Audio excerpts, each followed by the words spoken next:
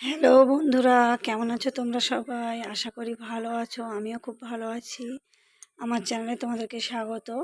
দেখো, আজকে আমি পার্শে মাছের ঝাল বানিয়েছি খুব কম সময়ে আর মশলা ছাড়া।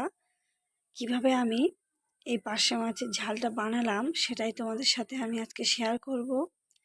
ভিডিওটা প্রথম থেকে শেষ পর্যন্ত দেখতে থাকো। আর তোমরা যদি আমার চ্যানেলে নতুন হয়ে থাকো তাহলে অবশ্যই আমার চ্যানেলটাকে সাবস্ক্রাইব করে দিও আর দেখতে থাকো। আজকে আমি এই পার্শে মাছের ঝালটা কীভাবে বানিয়েছি সেটাই তোমাদেরকে দেখাতে চলেছি। চলো দেখা যাক। আমি 200 গ্রাম মতো ছোট পার্শে মাছ কেটে লবণ হলুদ মাখিয়ে রেখে দিয়েছি। আর একটু পেঁয়াজ আর লঙ্কা আমি কেটে নিয়েছি। কড়াইটা বসিয়ে দিয়েছি। কড়াইটা গরম হলে আমি একটু তেল দিয়ে দেব।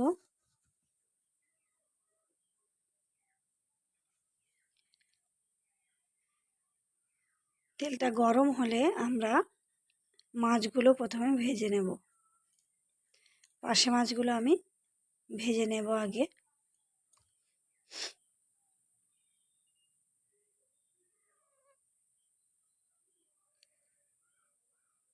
বন্ধুরা, আমরা সব সময় বেশিরভাগ সময় আমরা অনেক মশলা দিয়ে মাছ মাংস বা অন্যান্য সবজি রান্না করি, তরকারি রান্না করে থাকি। কিন্তু আজকে আমি তোমাদেরকে এই পার্শে মাছের ঝালটা বানাবো কোনো রকম মশলা ছাড়া। সামান্য কিছু উপকরণ দিয়েই আমি মাছের ঝালটা বানাবো। দেখতেও যেমন সুন্দর হবে এবং খেতেও খুব টেস্টি হয়। আর খুব কম সময়ের মধ্যে রান্নাটা হয়ে যাবে। দেখতে থাকো। দেখো বন্ধুরা, মাছগুলো আমি খুব ভালো করে ভেজে নিয়েছি। এবার ভাজা মাছগুলো আমি তুলে নেব। একটা একটা করে ভাজা মাছগুলো তুলে নেব। নেওয়ার পর আমি মাছের ঝালটা বানাবো।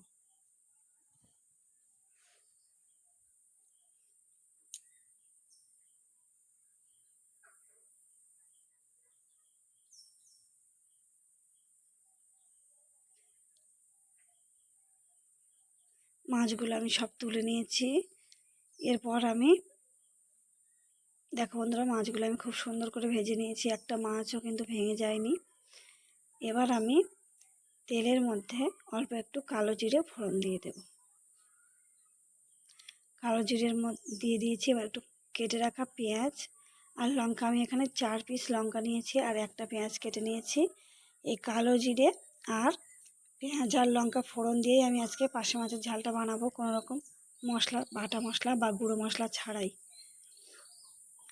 এবার একটু 1 চামচ মতো আমি লবণ দিয়ে দিলাম। আর এবার 1 চামচ একটু আমি হলুদ দিয়ে দেব। এখানে লবণ আর হলুদটা আমি একটু কম করেই দেব, কারণ আমি এখানে মাছের ঝালটা বানাবো খুব অল্প পরিমাণে।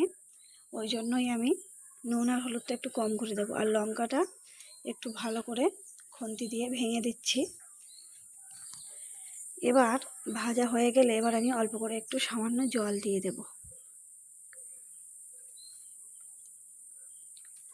জলটা দেওয়ার পরে এবার আমি কিছুক্ষণ ঢাকনা দিয়ে ঢেকে দেব, জলটা ফুটিয়ে নেব। দেখো বন্ধুরা, মাছের ঝোলটা কিন্তু ফুটে উঠেছে। এবার আমি মাছগুলো ঝোলের মধ্যে দিয়ে দেব। হলুদটা একটু কম আছে, ওই জন্য আর একটু সামান্য আমি হলুদ দিয়ে দিচ্ছি কালারটার জন্যে। এরপর আমি ভেজে রাখা মাছগুলো ঝোলের মধ্যে দিয়ে দেব।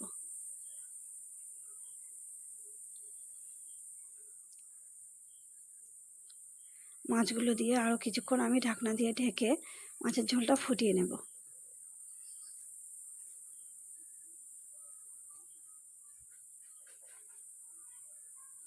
ঝোলটা আর একটু বেশি আছে, আর 5 থেকে 7 মিনিট মতো আমি ফুটিয়ে নেব। ঝোলটা নিলে হালকা একটু জলটা কমে গেলে মাছের ঝোলটা কিন্তু রেডি হয়ে যাবে।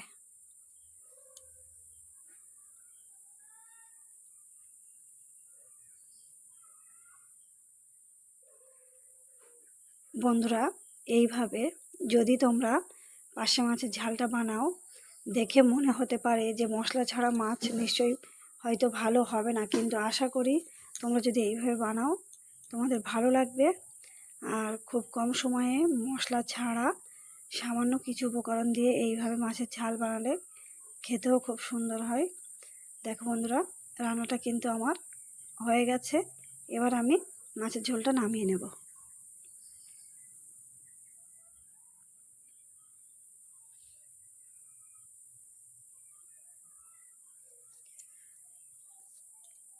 যদি রেসিপিটা ভালো লেগে থাকে তাহলে অবশ্যই একটা লাইক করো, শেয়ার করো। আর তোমরা যদি আমার চ্যানেলে নতুন হয়ে থাকো তাহলে অবশ্যই চ্যানেলটাকে সাবস্ক্রাইব করে আমার পাশে থেকো। দেখো বন্ধুরা, মাছের ঝোলটা কত সুন্দর দেখতে হয়েছে আর খেতেও খুব সুন্দর হয়। আজকের ভিডিও এই পর্যন্ত।